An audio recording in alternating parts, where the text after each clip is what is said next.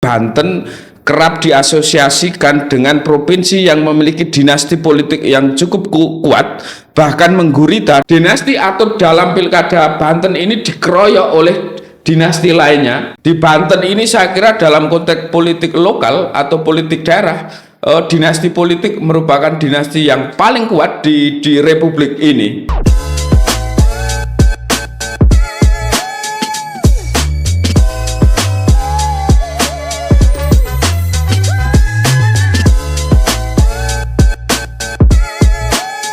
Balik lagi di podcast Data Kita, Data Untuk Kita, tempat di mana mengupas tuntas berbagai permasalahan, berbagai isu, baik sosial, politik, budaya, ekonomi, yang akan dikumpas tuntas dengan para ahli ataupun analis politik. Dan pada kesempatan ini kita akan membahas soal pilkada, yang mana isu ini masih trending topik menjelang pemilihan kepala daerah pada 27 November 2024 mendatang. Dan episode kali ini kita ditemani oleh Mas Arief kembali selaku analis politik dan juga Direktur Eksekutif Skala Data Indonesia. Mas Arief, selamat malam waktu Tech Podcast. Ya, selamat malam. Selamat malam. Mas Arief, tim Skala Data mencoba melihat insight atau engagement soal pilkada, Mas Arief. Dan salah satu yang besar atau salah satu traffic yang tinggi ialah soal pilkada Gubernur Banten. Mengingat bahwa jika kita berbicara soal Banten atau politik di Banten, kita tahu ada banyak dinasti, Mas Arief, ya. Ada banyak kelompok keluarga politik seperti itu. Dan pada kesempatan pilkada ini, Banten itu terdapat dua pasangan calon. Kita tahu ada Airin dan Ade, kemudian juga ada Andra Soni dan Ahmad Dimyati Natakusuma. Soal profiling dua pasangan calon tersebut, apa yang terlintas di analisis Mas Arief soal dua pasangan calon itu, Mas Arief? Ya, terima kasih atas waktunya. Ya, salah satu pilkada yang menarik tentu pilkada Banten, mengingat Banten ini menjadi salah satu provinsi yang memiliki jumlah pemilih besar, bukan terbesar tetapi termasuk besar. Apalagi di Banten ini dalam konteks kandidasi kemarin terjadi drama politik yang cukup menegangkan, terutama bagi Bu Airin yang terancam tidak bisa maju dan akhirnya bisa maju karena ada perubahan syarat dukungan dalam pilkada maupun pilgub yang diketok oleh Mahkamah Konstitusi. Faktor lainnya saya kira Banten juga menjadi menarik karena selama ini Banten kerap diasosiasikan dengan provinsi yang memiliki dinasti politik yang cukup kuat, bahkan menggurita dalam beberapa dekade terakhir ini. Kita tahu Banten ada dinasti Atut yang kemudian dilanjutkan oleh Airin dan beberapa saudaranya, ada dinasti Dimyati, ada dinasti Jayabaya. Ini saya kira kontestasi di politik lokal Banten akan diwarnai setidaknya tiga dinasti tersebut di samping faktor-faktor variabel-variabel politik lainnya. Kalau berbicara soal profil kandidat maupun partai pengusung, bisa kita kupas seperti yang kita ketahui, Airin ini merupakan mantan wali kota Tangerang Selatan, berasal dari Partai Golkar dan merupakan menantu dari Atut. Artinya secara klaster dinasti, Airin ini masuk klaster dinasti Atut. Kedua, soal pasangan wakil gubernur, Ade Sumardi merupakan kader PDIP Tulen. Dia pernah menjadi ketua DPRD Kabupaten Lebak dan menjadi wakil Bupati Lebak selama dua periode. Artinya beliau ini merupakan kader yang tumbuh dari bawah dan karena itu merupakan kader yang otentik atau bukan naturalisasi. Pasangan selanjutnya adalah Andra Soni dengan Dimyati Natakusuma. Kita tahu Andra Soni merupakan kader Partai Gerindra, merupakan ketua Gerindra Provinsi Banten, dan Demyati Natakusumah merupakan mantan Bupati Pandeglang 2 periode. Dalam konteks ini tentu soal pasangan Andra Sona dengan Demyanti Hartono harus Demyati Natakusuma memiliki PR di mana mereka harus mengejar popularitas maupun elektabilitas dari Airin, mengingat popularitas dan elektabilitas Airin terpaut lumayan jauh, bahkan di atas 2 digit. Kalau dari survei, beberapa lembaga survei, Airin ini sudah di atas 50% secara elektabilitas, sementara Andra Soni dan pasangan Demyati masih di kisaran angka 10%. Itu artinya membutuhkan kecerdasan dalam membaca peta politik Banten dan kemudian merumuskan strategi kampanye untuk mengakselerasi baik popularitas maupun elektabilitas. Itu kira-kira sebagai pengantar diskusi pada podcast hari ini. Oke Mas Arief, tadi Mas Arief sudah menjelaskan soal latar belakang dari kedua pasangan calon seperti itu Mas Arief ya. Dari keduanya memang mereka adalah para politikus yang handal di daerahnya masing-masing seperti itu. Nah, tapi jika melihat soal peta koalisi Mas Arief, di sini ada Airin dan Ade ini kan koalisinya Golkar dan PDI Mas Arief. Iya. Kemudian di Andra Soni koalisinya memang bisa disebut Kim Plus, walaupun minus dari Golkar itu sendiri. Nah, apakah itu menandakan bahwa pilkada itu juga dinamis Mas Arief soal koalisi kadang tidak berbeda dengan koalisi nasional atau sebaliknya, dan apakah ini juga akan berdampak pada politik nasional Mas? Ya, seperti yang saya sampaikan di berbagai forum diskusi di media massa, di media TV atau publik diskusi lainnya, bahwa konstelasi politik nasional tidak selalu paralel dengan konstelasi politik daerah, termasuk pilgub dan pilkada. Ini juga relevan dalam konteks pilgub Banten, di mana kita tahu Airin Ade Sumardi diusung oleh Golkar dan PDIP. Secara kursi mereka, pasangan ini hanya memperoleh 28 kursi di DPRD Provinsi Banten. Artinya sekitar 25% sekian dari 100 kursi. Sementara Andra Soni dan Demyati Natakusuma diusung oleh Kim Plus, ada Demokrat, PSI, Prima, Garuda, Gerindra, PKS, Nasdem, PKB, PAN, P3. Ini tentu koalisi yang super gemuk, dan karena itu menjadi modal dalam mengelola mesin politik dan melakukan penetrasi ke grassroots. Tetapi yang perlu diingat bahwa dalam pilkada, dalam banyak pilkada, tentu faktor ketokohan jauh lebih penting atau jauh lebih menentukan ketimbang dukungan koalisi partai politik dalam pilkada. Ini bisa kita lihat misalnya dalam berbagai pilkada, misalnya pilkada 2017 DKI Jakarta, Ahok dengan koalisi besarnya kalah dengan Anies Baswedan yang hanya diusung oleh beberapa kursi. Di pilkada Jawa Tengah misalnya, ketika Ganjar Pranowo maju juga tidak diusung oleh koalisi besar, tetapi bisa menang juga.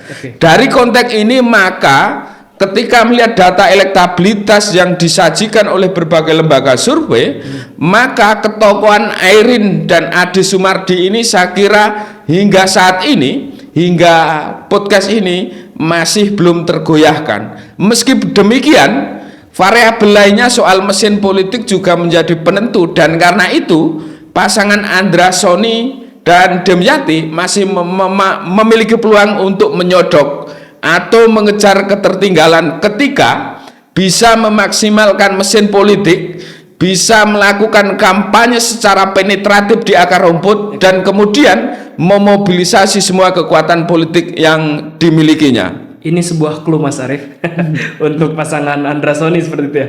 Nah Mas Arief, berbicara soal tadi Mas Arief sudah menjelaskan juga secara peta politik lokal seperti ya. Kita tahu kalau berdasarkan hasil catatan saya itu ada 4 klaster dinasti, Mas Arief. Ya. Pertama ada dinasti Ratu Atut yang itu sebenarnya berafiliasi dengan Airin, karena suami dari Airin Rahmidianti ini adalah seorang adiknya Ratu Atut Hosiah, yaitu Tubagus Hairi Wardana seperti itu. Nah, kemudian yang kedua ada dinasti Natakusuma yang itu diafiliasikan dengan Ahmad Dimyati, pasangan urut nomor 2. Kemudian juga ada dinasti Jayabaya yang itu walaupun mereka tidak tidak mencalonkan diri sebagai gubernur, tapi mereka berafiliasi dengan Ratu Atut. Itu ketiga. Keempat ada dinasti Iskandar, yang mana dari beberapa sumber ada yang menyebutkan mereka berafiliasi kepada kepada Airin dan dinasti Atut, tapi di beberapa sumber ada Ahmad Iskandar kalau saya tidak salah itu justru sebagai tim dari dari pasangan urut nomor 2. Nah, apakah dari gambaran tersebut ini akan juga berpengaruh terhadap gejolak-gejolak masyarakat yang itu yang kita lihat bahwa mereka itu loyal terhadap dinasti itu sendiri. Kita tahu bahwa ini kan sudah lama ya Mas Arief ya soal dinasti politik. Nah, apakah itu juga akan menjadi pergolakan di masyarakat jika tidak dimanage dengan benar? Saya kira soal pergolakan sih enggak ya, tetapi yang perlu kita lihat sejauh mana kepentingan dinasti-dinasti politik di Banten ini tidak terganggu dengan konteks pilgub. Artinya dinasti yang ada di Banten, baik dinasti Atut, Dimyati, Jayabaya, Iskandar, ini akan mendukung atau mencalonkan paslon yang tidak mengganggu dinastinya. Artinya harus terjadi kolaborasi yang saling menguntungkan, sehingga pilihan-pilihan dinasti tersebut dalam menentukan dukungan juga tidak lepas dari kalkulasi-kalkulasi politik.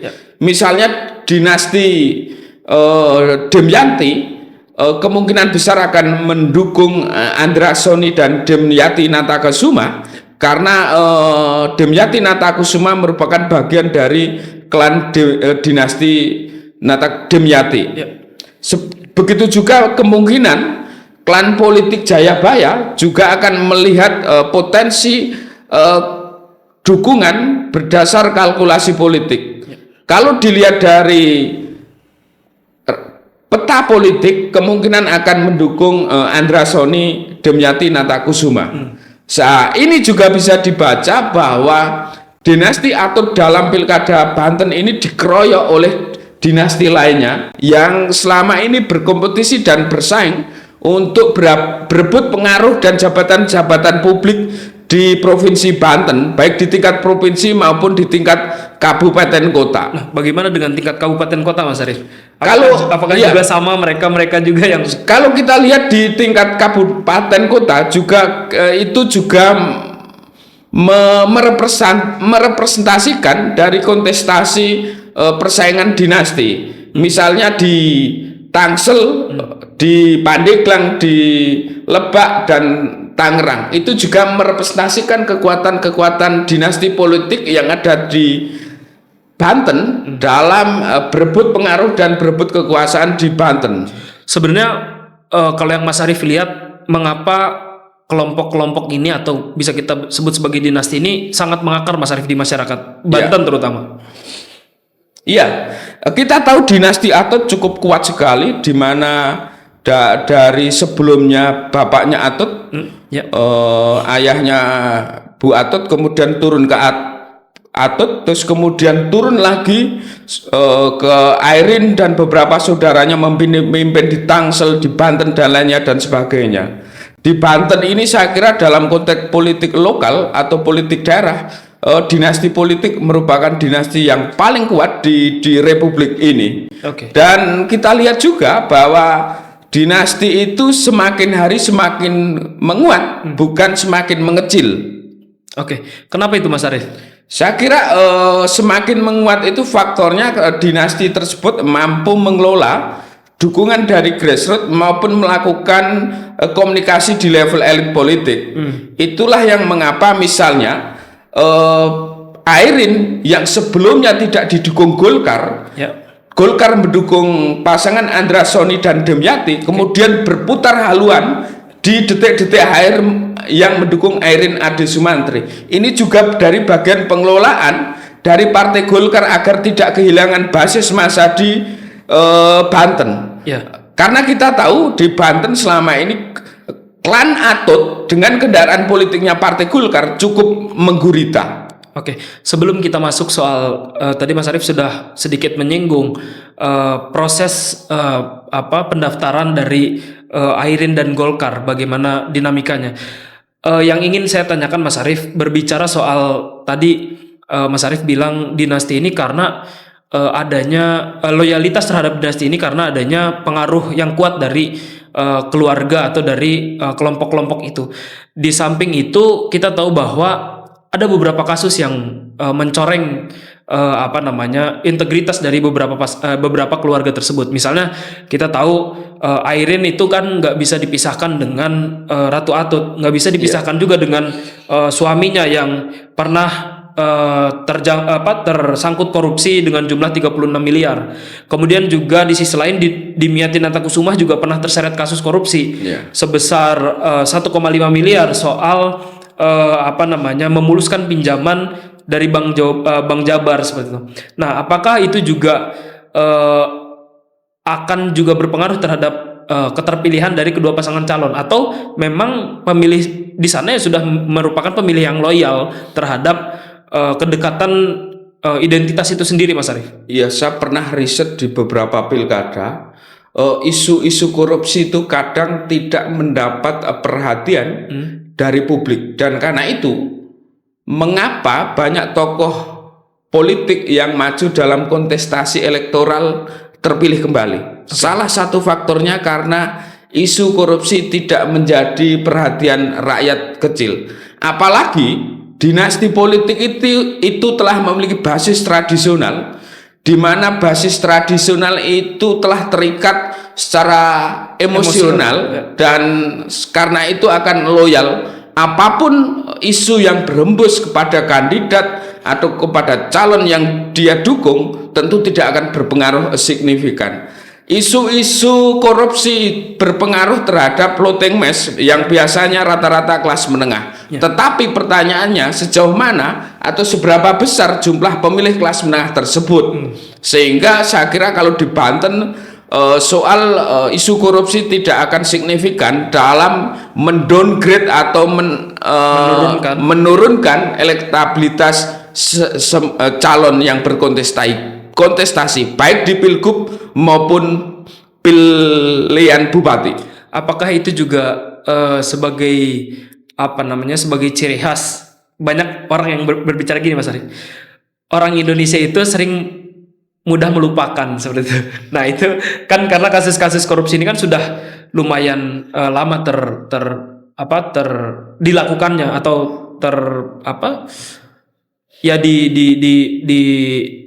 dilaksanakan atau dilakukannya seperti itu. Iya, soal masyarakat Indonesia gampang lupa, iya. Karena itu salah satu faktor mengapa banyak politisi atau tokoh yang maju dalam pilkada maupun jabatan publik lainnya terpilih, karena faktornya mudah lupa, sehingga lupa melacak track record, rekam jejak maupun prestasi-prestasi yang dilakukan. Secara ideal kita memilih pemimpin itu berdasarkan track record dan prestasi, sehingga pemimpin yang terpilih atau pemimpin yang kita dukung itu bisa mewujudkan visi-visi publik atau persoalan-persoalan publik. Tetapi dalam konteks Indonesia secara umum, memang track record atau rekam jejak politisi yang maju dalam kontestasi elektoral kerap kali terabaikan. Inilah pentingnya mengapa melakukan pendidikan politik agar masyarakat kritis, agar masyarakat tidak sekedar mendukung, tetapi masyarakat harus mengecek sejauh mana rekam jejaknya, apakah pernah terlibat korupsi, apakah pernah terlibat kejahatan, apakah kemudian memiliki kinerja bagus, memiliki prestasi, dan seterusnya. Nah ini berarti juga PR untuk masyarakat seperti Mas Arif ya. Iya betul. Kembali lagi Mas Arif soal isu pencalonan. Tadi Mas Arif sudah juga menyinggung. Saya ingin bertanya Mas Arif, kita tahu bahwa keluarga Atut itu kan identik atau dekat dengan Golkar. Namun yang menjadi pertanyaan kemarin kan kenapa justru Golkar mencabut dukungannya kepada Airin. Terlebih itu terjadi pada masa Bahlil Lahadalia, terjadi di masa Bahlil Lahadalia.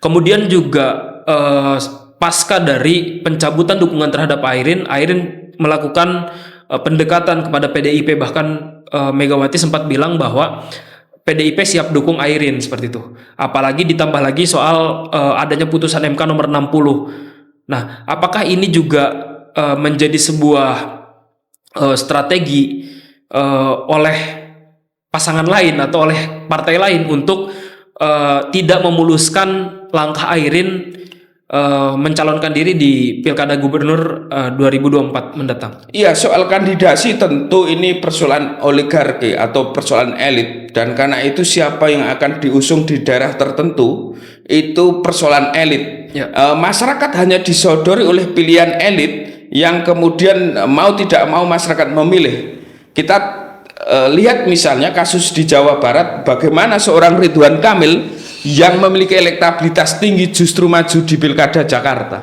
Ini tentu soal konspirasi para elit politik, oligarki partai politik dalam memetakan atau memproyeksikan pemenang-pemenang dalam pilkada, termasuk dalam Pilkada Banten.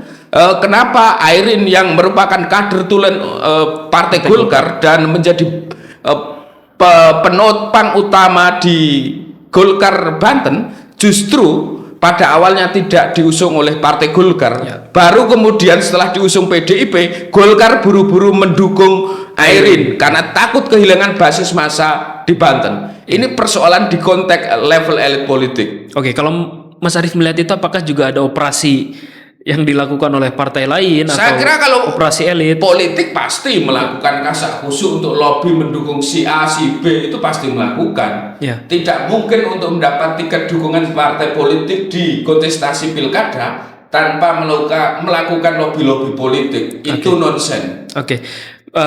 Ya Mas Arif, berarti artinya bahwa ada upaya seperti itu ya untuk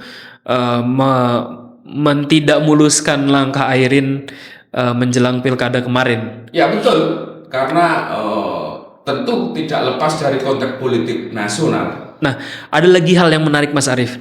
Kalau kita lihat Instagramnya Pak Sufmi Dasko Mas Arif pada Kamis 29 Agustus lalu ya, 29 Agustus ada momen menarik, yaitu foto makan bersama antara Sufmi Dasko dengan Airin, kemudian juga dengan Bahlil, Ketum Golkar, kemudian juga dengan Bendum Golkar dan Ratu Atut sebagai Ketua DPD Golkar. Nah, apa yang Mas Arif lihat dari framing Sufmi Dasko terhadap? Saya kira itu setelah kejadian diusung oleh PDIP. Dan karena itu kemudian game yang kemudian direpresentasikan oleh Ketua Harian Partai Gerindra mencoba melakukan pendekatan persuasif bagaimanapun sehingga siapapun yang menang di Pilkada Banten ini bisa diklaim atau setidaknya merupakan bagian Pak Prabowo Subianto. Saya kira itu tidak ada yang bermasalah, karena di dalam politik tentu akan saling berpengaruh. Berarti itu juga sebagai bentuk pendekatan Gerindra terhadap calon atau lawannya seperti itu, atau justru quotes and quotes mengamankan koalisinya dengan Golkar, atau seperti apa Mas? Saya kira kalau soal itu soal lebih ke bagaimana Gerindra menempatkan diri sehingga tetap bisa berkomunikasi dengan Airin jika misalnya terpilih. Dan kita tahu Airin adalah ketua tim kampanye daerah Prabowo Gibran.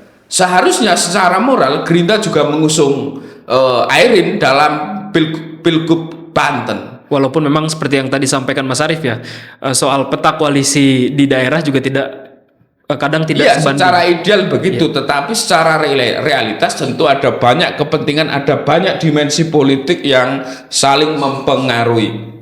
Mungkin terakhir Mas Arif, saya ingin bertanya soal kontroversinya Dimyati Natakusumah di di pidato atau di debat pertama yang diselenggarakan 16 Oktober lalu. Dimyati sempat bilang bahwa gini Mas Arief, wanita itu lebih harus mendapatkan perhatian karena memang wanita itu spesial, maka dari itu harus melindungi wanita.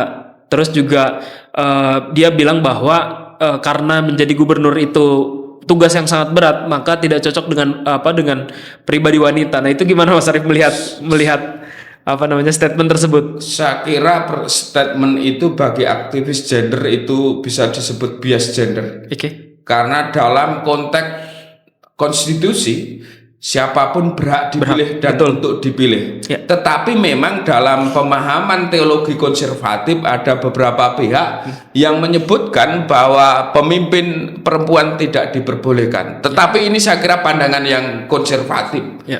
Dan saya kira ini juga mendapat resisten dari para pegiat gender, emansipasi politik seperti yang terjadi di Provinsi Jawa Timur. Ya, terima kasih Mas Arief Sama-sama, atas analisis-analisisnya, teman-teman para pemirsa yang menunggu konten-konten Skala Data. Ditunggu lagi di YouTube-nya, akan ada banyak konten yang menganalisis soal isu sosial, politik, demokrasi, budaya, dan ekonomi. Salam hangat dari kami Skala Data Indonesia, data untuk kita.